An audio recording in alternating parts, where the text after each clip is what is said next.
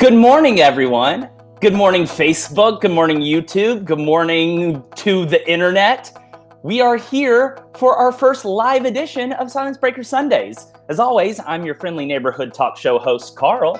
Today, we are coming to you live, just like Mariah Carey at New Year's Eve, except we're not going to call out anyone for not having tea for us because we're at home. So honestly, we should just get up ourselves. Anyway, this week, we're going to be discussing the BuzzFeed article, which was posted earlier this week, detailing alleged acts of sexual assault committed by audience members to actors at the hit immersive show Sleep No More in New York City. Now, for those of you who are joining us for the first time, we have 3 rules here at Silence Breaker Sundays for us and for you. The first one is give each other some grace. The second is remember to have a little fun. And the third is to speak up. We want to hear from you. And since technology is so cool, we're going to do that. We want to hear your voices here in the comments. Now, to get started, let's introduce our panel. Here they are. They're wonderful. Look at them. Guys, hey, welcome. First off, up at the top, we've got actor, headshot photographer, overall wonderful person, Nick Coleman. Hey, guys. We have actor, producer, director, founder of Broadway Unlocked coming to us live from the Artist Co-op in New York City. We've got Jessica Ryan. Hey, guys. And last but not least, we have the amazingly talented and part of the ensemble and show at the hit amazing phenomenon Hamilton. We've got Antuan Raimone. Good morning. All right, good morning, guys. We're doing this thing live for the first time. This is kind of exciting. So let's get this thing going. You know, this week is a fascinating story. Rather than sexual assault taking place among actors or staff, it's coming from audience members. Immersive theater is something that's growing really quickly and is changing constantly. So let's start off by talking about what are some of the holes in Sleep No More's policies that have allowed for this kind of behavior to happen? Well, one of the thoughts that I had in reading the article was that when you offer or promote and sell alcohol to an immersive theater audience, that opens you up to so many liabilities. Not specifically just the behavior of the audience members to the staff and cast, but I've been to Sleep No More, and to enjoy it properly, you have to hustle your ass around that space. And if you have people that are drinking, and yes, I read in the article, you know, the amount of time they have to order a drink before the show starts might be minimal, but people drink before they go see a show. You could have 2 to 3 shots in the course of that time.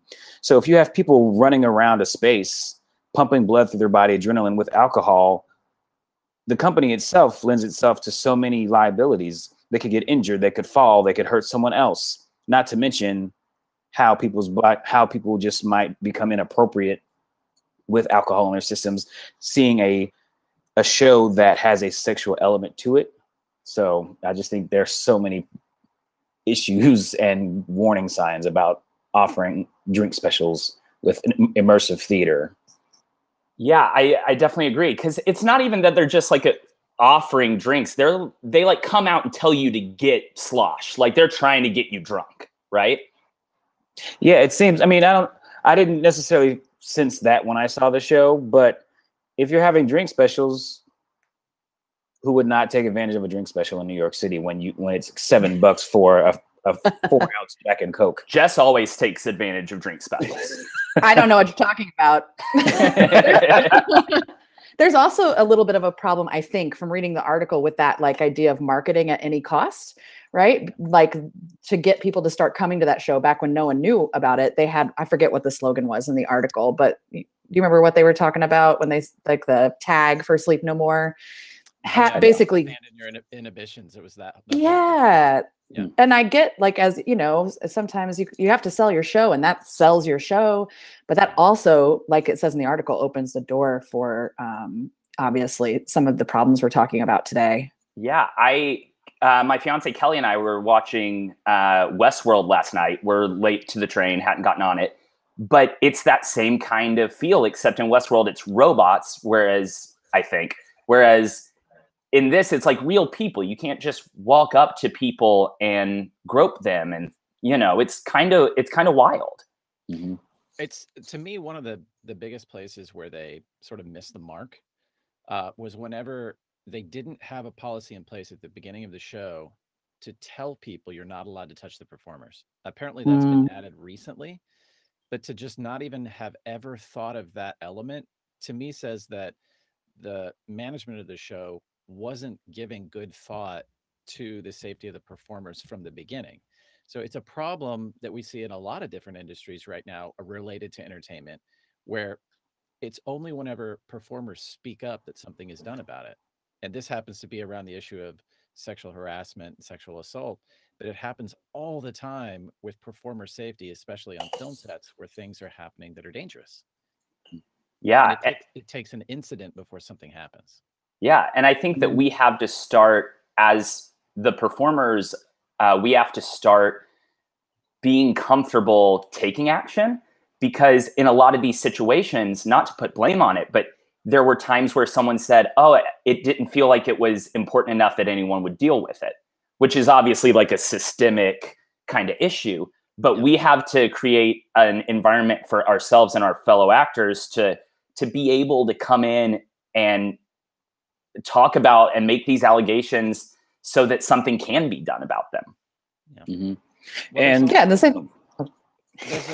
I feel like, as an actor, I don't know about you guys, but when you're on stage, the minute the show starts, there's sort of this idea that don't do anything to screw up the show, no matter what happens. If something bad happens from an audience member, don't screw the show up and let somebody take care of it. So I feel like there's like this built-in embarrassment or shame or something as a performer for saying, I'm not okay with this right now, while you're in the middle of a performance. And that seems to be something that management kept coming back and saying, based on the article, that, well, nobody said anything that night. It's like, well, they were in the middle of a performance. What are they supposed to do? Right. In the show? Yeah. Well, and can you imagine? Go ahead, Jess. No, I was just going to say, can you imagine as an actor, like if I had gotten cast in Sleep No More at the beginning, I also would not have ever thought about, I would have been like, yes, I'm in this amazing, cool, immersive show. This is so awesome. And like you were just saying, it takes time. Like then, weeks down the road, you're like, this is like a little uncomfortable. These things keep happening. But we get so enthusiastic about the work that we do that it also, we're on like a time delay on that stuff too, to realize it's happening. Yeah. Well, first off, I want to take a second real quick to say hello, Sarah McGowan, and hello, Kelly Weaver. We've got live viewers, guys. Hey, guys. Hey, yes. Just a reminder, we're coming to you live for Silence Breaker Sundays for the first time this week. We're glad to have you guys here. Just to kind of bounce off that, one thing that was really interesting to me that we haven't really talked about is this is a non-equity show. This is non-union. And so these actors don't feel like they have anybody to protect them, which means that the theater's policies have to be that much stronger, I feel like. Yeah, that was a thought that I was having. And what's unfortunate about that is, to be in a non-union show, you don't necessarily know who is the go-to person. Yep. And in the article, they said, oh, we have this policy in place. It's written. And my question is, I would like to know, is it written within the actors' contracts? Is it written and it's somewhere in a management office? Like, there are so many technicalities that that they could have followed. Like, yes, it is written down in a folder in a manager's office, and only 7 people know that clause exists. Yeah. But if you're not having a conversation with your staff to let them know this is something we have in place, please talk to us, then why would anyone question or, think, oh, this is who I go to, this is who I talk to. Even in union shows and houses, there's not always all the information is not given, just because so many people might come in to the show and leave the show that it just gets lost. Yeah, in an equity show, though, you have an equity deputy assigned. So among the Right. actors, you know that there is one actor that's been selected as the equity deputy. So if something comes up, if something happens at all, and you don't personally want that onus on you to go to stage management or go to the producers and say there's a problem, you can go to the equity deputy, and it's anonymous. That person's elected Right. to now, and then they have this charge that they can go in and say, you have to take this seriously because I'm the equity deputy. Here's the problem. And I'm not going to tell you who it was that had the problem because I'm trying to protect their career. And someone in that situation can do as little as like, hey, a lot of the actors are complaining that they don't feel safe. Right. You know, it doesn't even have to be singled out as, oh, well, this incident happened, which then people would kind of be able to put things together. Yeah, I mean, I think that has always been something with sexual assault and harassment, is the feeling of the need for anonymity. And because it's so sensitive, and this theater didn't really exist. Go ahead. What were you saying? I said that's very unfortunate. And I think without there being a manager or supervisor set in place that could just act as how we, as those of us who have worked in union theaters, know a deputy to act, the non-union actors, how are they going to know who to go to aside from having conversations with each other? Yeah. You know, how do they know who to go to? That's right. Like diving in there actually makes it, if you kind of try to put yourself on all sides of the issue, it makes it extraordinarily complicated, because we're talking about the health and safety of a performer. And then we got to, well, the solution really is like something like a deputy, but then you're looking at a producer going, oh, well, I can't enact something like a deputy because then I'm going to risk the performers trying to unionize, which doesn't fit my business model. And now we're putting people's health and safety at risk because of a business decision. I mean, man, that's like a complicated wormhole. Well, and talk about business decisions. That's the whole problem here in a lot of ways, is that there's one guy allegedly in this article that has created problems, who continues to come back, and they allow him to. That's huge. Like, and it's literally that they are valuing his $100 ticket more than they are the safety of their actors. That's all it comes down to. That's the exact same story in a different context as what happened to Randy Zuckerberg a couple months ago on, I forget which airline, Spirit Airline or something. I don't know. But one of the airlines, she was flying first class. You know, Randy Zuckerberg, Mark Zuckerberg's sister, who's active in the theater community and also a tech person. She was on this airline and she was in first class, and the guy next to her started like, I'm going to misquote it, so go read about it, but pawing her and like saying inappropriate things. And she was told by the flight attendants, oh, he's a frequent flyer. That's just how he is. Sorry. You can go to coach if you feel uncomfortable. She was like, coach no. My ass. Well, but same basic principle is my point, right? Like giving preference and grace to the person who's doing the wrong thing and not the person. That was something that I also saw in the article that I felt was problematic, was that there were all of these answers that were victim blaming, which I don't get, you know, and I don't think that the people that were saying it are even aware that that's what they were doing. No. And to me, it mimics so clearly that in at least a lot of this you have to take with a grain of salt, because we're talking about one article where we're hearing it from the perspective of somebody who's edited the article. But from that perspective, it sounded like the allegations that were taken the most seriously came from male performers. And allegations that came from female performers, there were a lot of them in there that were said, we don't really believe that it happened, or I don't think it was that bad. And all of those things stem from this victim blaming mindset of that I don't think they're even aware that that's the way it's coming across. Yeah. Well, so to talk about victim blaming, you know, we've talked about how the theater has kind of messed up, but Kelly just brought up a good comment to us that I want to share. She said, while there is clearly blame to share amongst management, and sure, alcohol can play a part, how do we teach audience members to be responsible and respectful of the performers? That is, because that's who it is, you know? Yeah, absolutely. Yeah. That is it has to be a consistent practice, and it has to be a clear practice. And what I mean by that is, so you have people enter your space for Sleep No More. There's the bar holding space, and you dictate to them, ladies and gentlemen, whoever the hostess is, the MC, whatever that position is, ladies and gentlemen, under no circumstances, X, Y, Z, A, B, C. Let it be known. You know, say whatever they need to say, because I don't know. I just think it would be different for each space in each place. And not only in letting them know, but you have to enact rules and consequences. You know, this gentleman who keeps going back time after time and again, print out his picture. If you see this person, do not let them in. like you wrote a bad check. Absolutely. Don't take his check. Yeah. It can be that simple. And it's at the front door. And if someone sees that, is like, look at their face. Are you this person? I mean, yes, that could be tedious if you have so many repeat offenders, but hell, just do it. Like, at least make an effort to do it.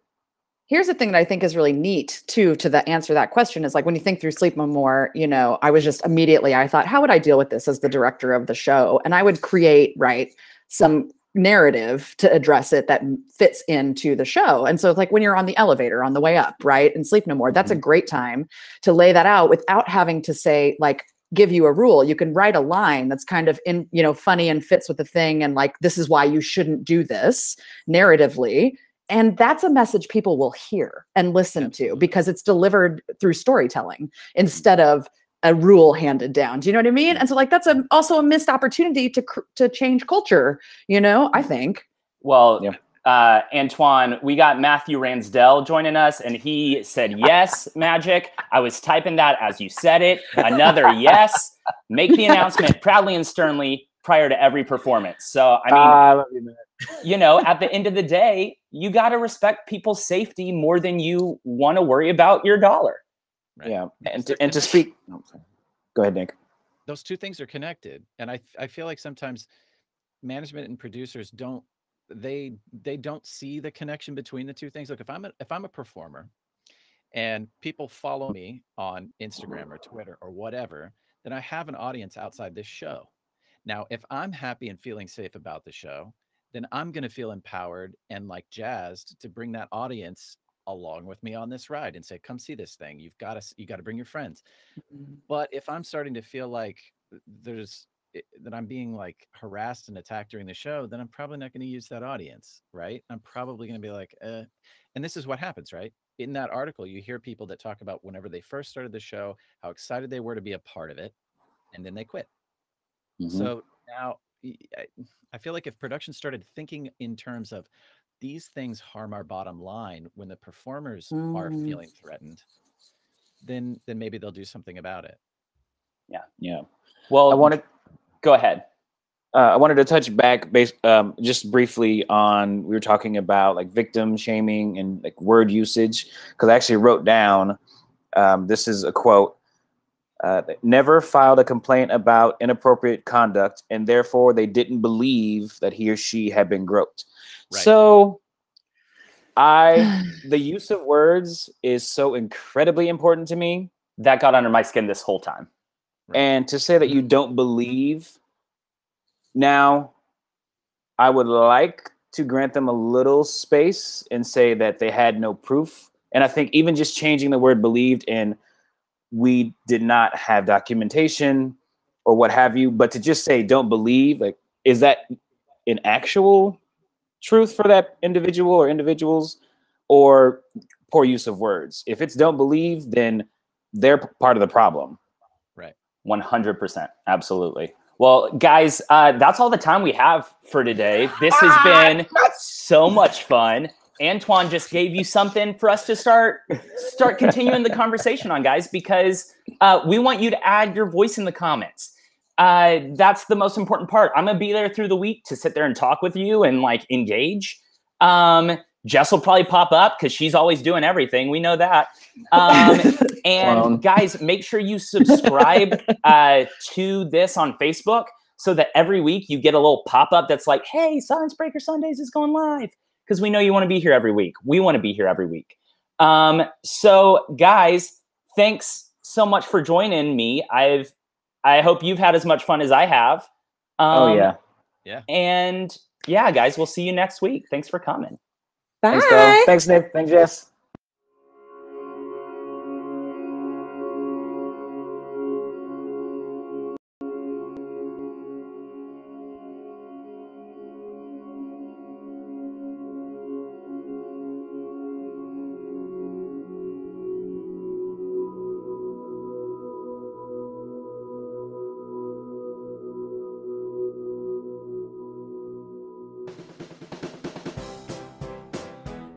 Guys, thank you so much for joining us this week.